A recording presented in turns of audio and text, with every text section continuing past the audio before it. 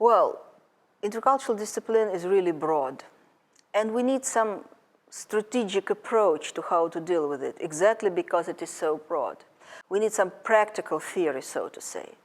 And as means of this practical theory, I suggest that we look at the so-called functional and anthropocentric perspective in intercultural communication. What does these words mean? I will try to detailize and show what I mean by, what I understand by the words functional and anthropocentric. Functional means that we are interested in the meanings and the functions of what we use in intercultural communication as units of, or as elements of it. And anthropocentric, probably it means that there is in the center of any communicative event, of any intercultural encounter, we have a person. This person is a carrier of all human universal features and cultural peculiarities, both universal features and cultural peculiarities. So we look at the intercultural communication from the point of this person, not from the point of view of two political system or two national cultures that interact with each other, not from the point of view of national mindset or national character, but from this micro point of an individual.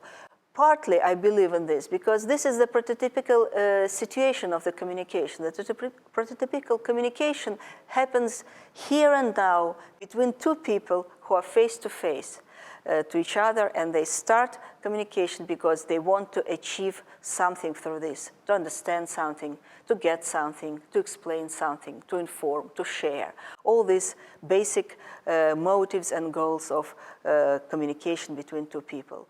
There are many other instances of communication. Probably they're even more important for intercultural activities, but this one is in the center. And this person interacts with others guided by these both universal features and peculiarities.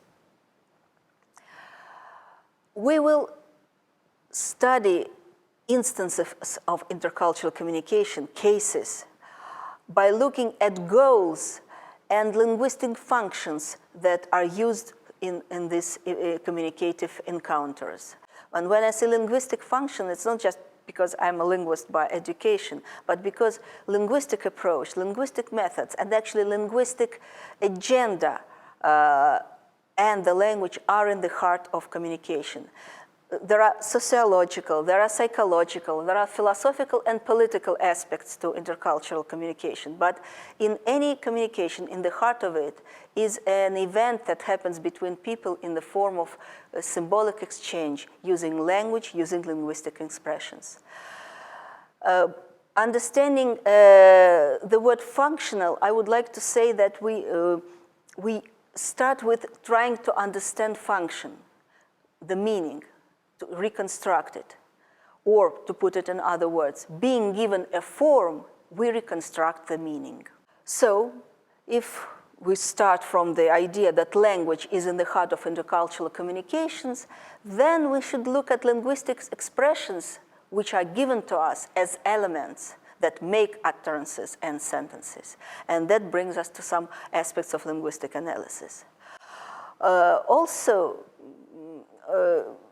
an issue that emerges immediately, and we try to understand the questions that arise there, is as follows.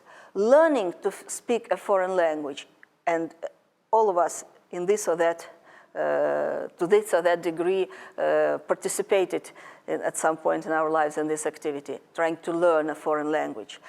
But when you learn it, it's like an opening door to a new world, to a new culture.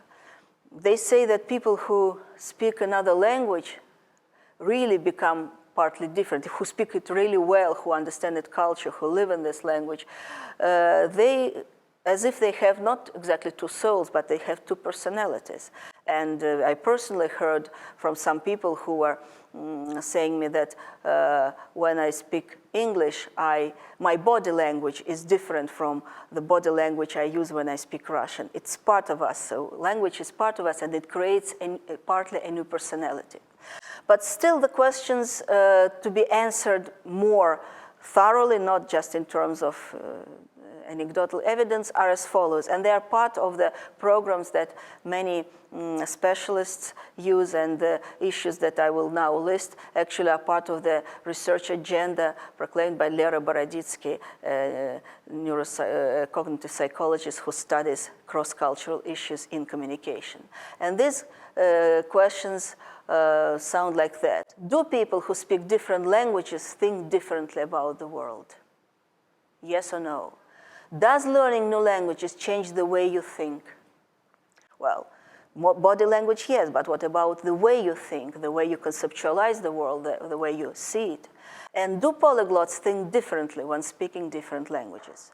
So all these questions relate to the one and the same research agenda, how acquiring new language, new ways of expressing, new ways of communicating changes you culturally, how another culture, does it creep inside you, does it become part of you or not?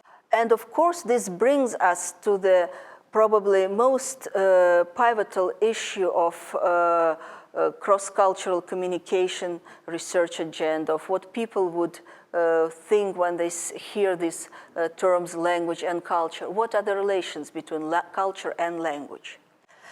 One way to put it is that culture manifests itself in language. It does. When we hear the word privacy, not just as a word in the dictionary, but in some utterance, it's not enough to just understand its meaning as it's put in the dictionary. We need to understand the whole cultural concept, central for the United States culture, the concept that is behind this word privacy.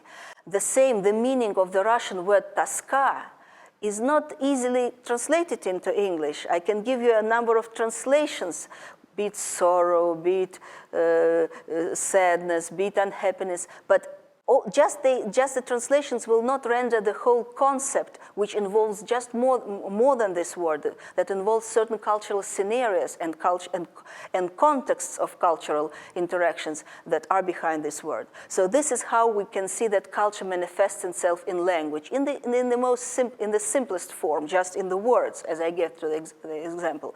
But we can create more, and we will be talking about discourses as a whole, utterances that create discourses where you cannot understand the real meaning of the message without knowing the culture.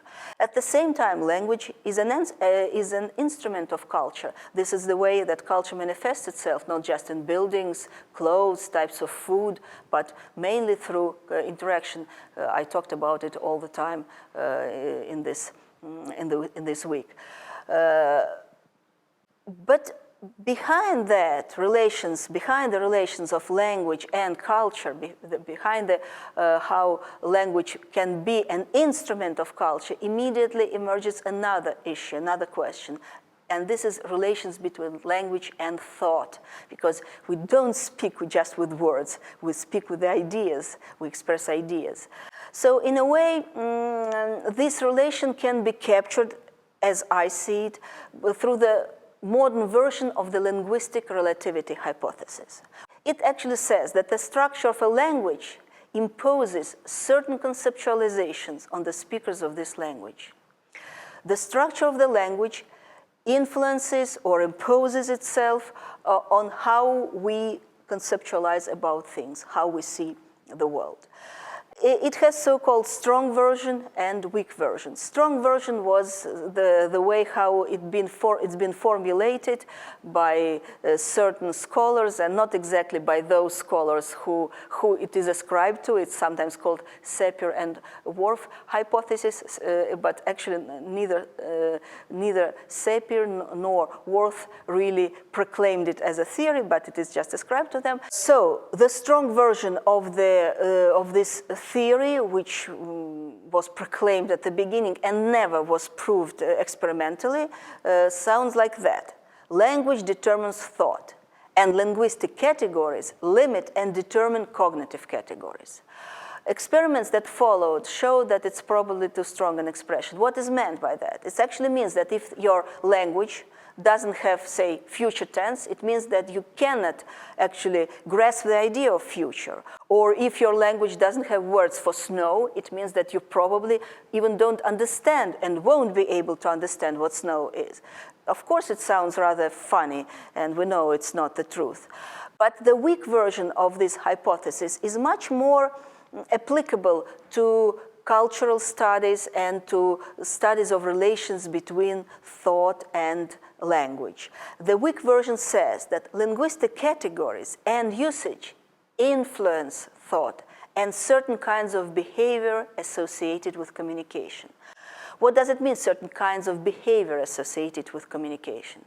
Again, if we take this idea of what words are present in the language and what are not, we can say, for instance, that if this language has many, many words for expressing motion, movements, then the speakers of this language will probably pay more attention to various forms in which movement takes place, whether it's crawling, whether it's flying, whether it's with twisting or not twisting, in a slow manner or in fast manner.